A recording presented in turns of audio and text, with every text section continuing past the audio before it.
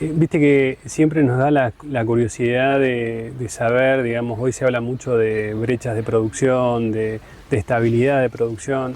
El productor nota, digamos, que en sus campos la productividad, aún teniendo híbridos digamos, los mejores híbridos del mercado, se le empieza a caer la productividad.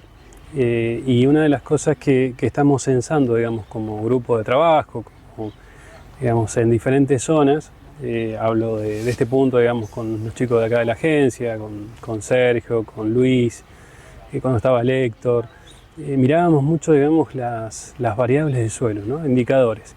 Y hoy especialmente nos centramos en tres indicadores que a nosotros nos parece que son, digamos, muy marcados en diferentes zonas del país y que tienen jerarquías diferentes en función de zonas y de sistemas de producción.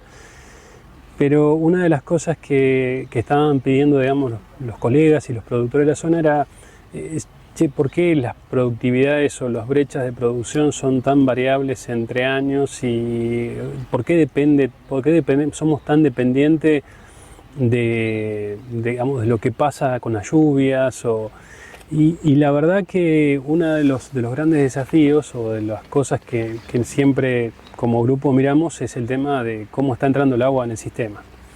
La cosecha de agua. La cosecha del agua, exactamente. En criollo sería cómo entra el agua en el sistema, en el suelo, ¿no? Siempre nos quedamos con la mayoría de los productores o la mayoría de los colegas dice llovió 70, llovió 50, llovió 20, llovió 100. Y la realidad es que lo que hemos venido observando estos años es que por diferentes sistemas de producción, en promedio, la cosecha del agua en los sistemas nuestros en Argentina, en secano, no supera, digamos, el 60% promedio. Hay algunos ambientes que tenemos 80, 90% del agua, digamos, que capturan, sí. Son campos, digamos, que entraron en los últimos años en producciones más intensas. Son campos que no han salido nunca de esas rotaciones clásicas de zona, que tenían diferentes grupos. Pero en definitiva, las variables que nos están explicando eso es cuánto realmente de ese agua que nos ofrece la naturaleza está entrando en el sistema. ¿Por qué?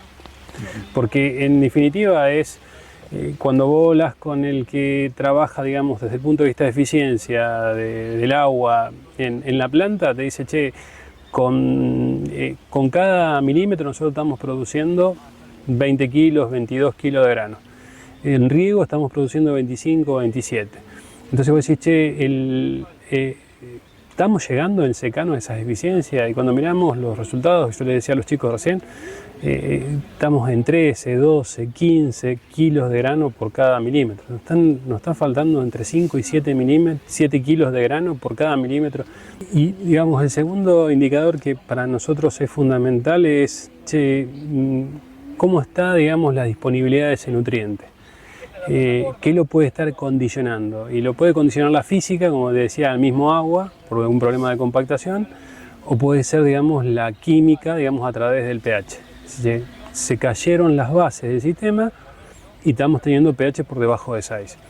Entonces, cuando uno empieza a mirar los diferentes indicadores, dijimos el agua, la estructura del suelo, digamos, los problemas de compactación, la porosidad, cómo me lo marca, cómo está entrando, dónde se está alojando el agua, en ese mismo sistema, ¿cómo están las relaciones de bases del suelo?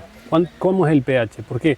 Porque lo que estamos viendo es que asociado al pH, el pH es ácido, lo que predomina son hongos. Entonces, por ejemplo, en el cultivo de maíz hay un hongo, digamos, llamado Fusarium, que entra, digamos, en determinados momentos asociados a pHs bajos y a estreses del cultivo, entra con mayor facilidad en la planta y podemos tener mucho quebrado del cultivo. Entonces, esas cosas nos están marcando, digamos, que empiezan a aparecer diferentes indicadores que hay que ir abordándolos como en secuencia. ¿Qué es lo más importante?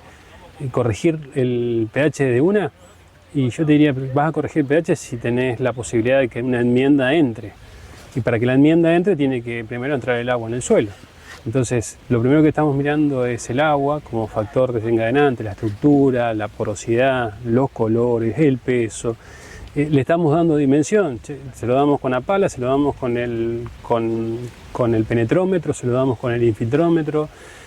Y en la segunda, digamos, estamos mirando mucho los complejos de bases, intercambios. Entonces, ¿qué puede pasar? Y lo que está pasando es que en general los suelos están perdiendo mucho calcio y magnesio a una tasa importante, y más en algunos planteos de alta tasa de extracción de materia seca, como puede ser, digamos, un planteo de silo, un planteo de cosecha de forraje en general, o cosechas de granos importantes. Estamos fertilizando con nitrógeno, con fósforo, en algunos casos con azufre, en otros casos con zinc, pero el calcio y el magnesio no están dentro de nuestros planteos. Lo que tratamos de hacer foco es decir, che, el síntoma apareció, la enfermedad está presente, y yo le puedo tirar el fungicida que sea, pero en la medida que ese hongo esté en el suelo, va a aparecer. Si no corregimos el problema, y el problema lo vamos a corregir en suelo, o sea, tenemos que cambiar el pH.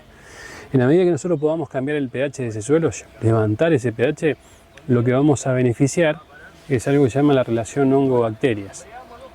Vamos a bajar la cantidad de hongo y vamos a subir la cantidad de bacterias. ¿Por qué la cantidad de bacterias? Porque nosotros necesitamos cultivos leguminosas dentro de los planteos para fijar nitrógeno. Y en la medida que se acidifican, las bacterias tienen menor proporción. La idea de esto es dejar mensajes que puedan en un corto plazo empezar a corregir problemas que son importantes desde el punto de vista de la productividad, pero también de la estabilidad. Por último, Cristian, tercer indicador. Yo siempre le decía a los chicos que la tercer indicador es empezar a trabajar con las nutriciones balanceadas. Siempre nos volcamos mucho para el nitrógeno, para el fósforo, y no le dimos la importancia que tiene el azufre, que tiene el boro, que tiene el zinc, que tiene el calcio, que tiene el magnesio. Entonces, en la medida que nosotros empecemos a mejorar la distribución, no aumentar el costo, sino a mejorar, ver cómo distribuyo ese costo en los diferentes nutrientes o en las diferentes fuentes posibles que tenga, voy a mejorar, digamos, algo que se llama productividad y por lo tanto mejorar, digamos, esa estabilidad en el tiempo.